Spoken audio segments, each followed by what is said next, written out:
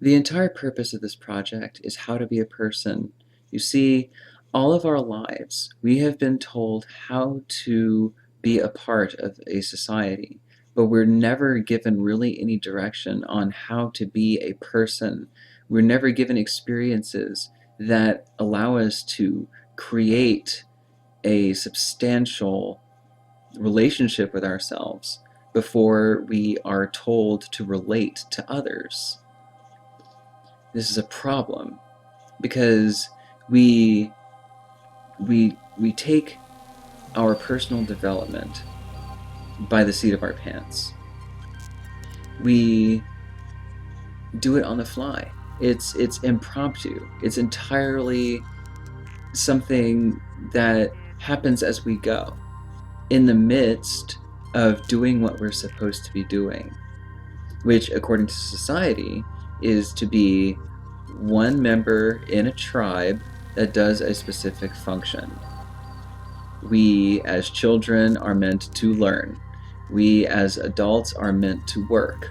And we as older people are meant to teach the same to other members of our society? No. Go back to what I was saying in our previous video. Life is an experience. Your life is your experience. My life is my experience. The primary influence over anyone's life is their own. The primary influence over my life is mine, is me. The primary influence over your life is you. This is not stressed. In fact, it's demonized. It's called selfishness. And if you are allocating more time to personal development than you are to your friends or your family or your work or your community or so on, then you're being selfish.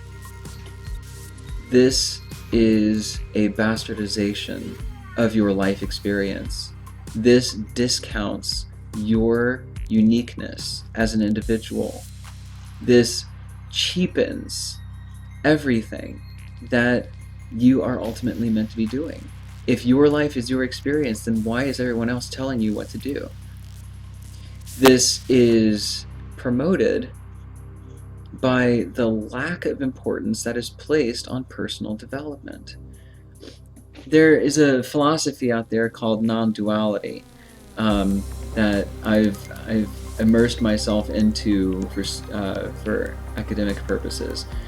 That basically says that we are each a facet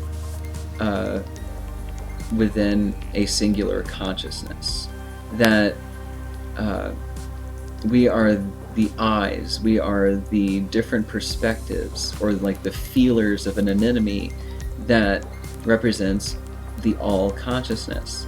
Non-duality goes on to say that our thoughts are not our own, that they manifest because of the consciousness, that our feelings and our actions are the same way, that they manifest because of this consciousness. But it goes on to say that the ego, or the sense of individuality, is meant to be discarded if you are meant to have a happy life, if you are meant to have a satisfactory life.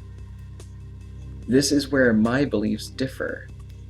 I believe that if non-duality is true in that we are all facets of a singular consciousness, that our thoughts, our feelings, and our actions are manifested by this consciousness, that basically if we're along for the ride and we're along to experience a life from our perspective, from our unique perspective, then our egos are also a part of this experience.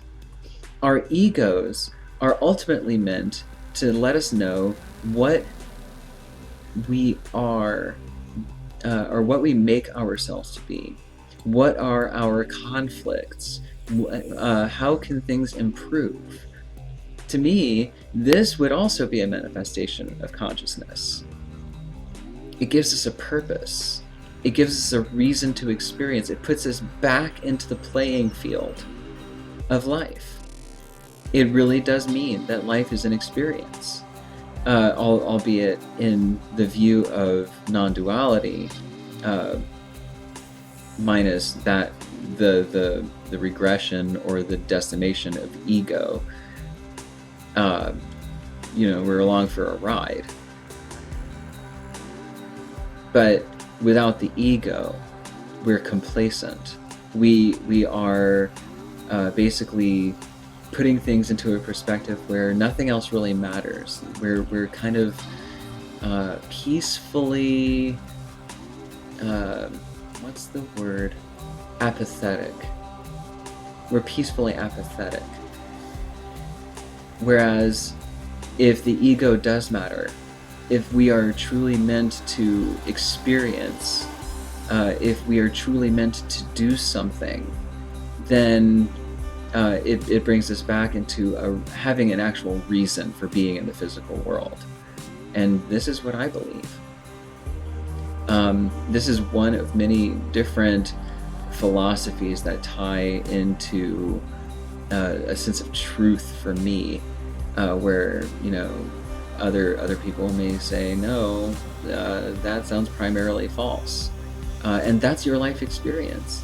Whatever it takes for you to realize that you are an individual, that you are the most important person in your life.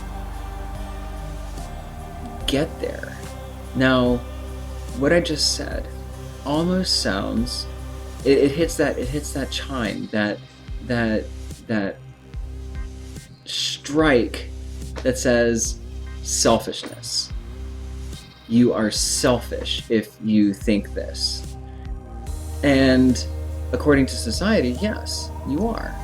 But your life is your experience. You have a limited amount of time to experience your life from your perspective. I can't emphasize this enough. And much of what is to follow has that at its core. It also means that life is precious. Life is precious. The lives of the animals are precious. The lives of other people are precious. My life is precious. Your life is precious.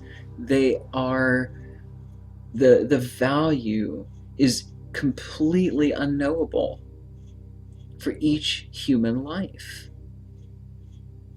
It's wrong to place yourself above or below the lives of others. You are equal because you, like everyone else, is having an experience during this brief amount of time / entropy that you have. From the day you're born until the day you're dying, this is your experience. Why waste it doing things for other people when you're not making your own dreams come true? And how better to realize your own dreams than to develop yourself as an individual? This is the most important lesson. And this is where I'm going to pick up in the following recording.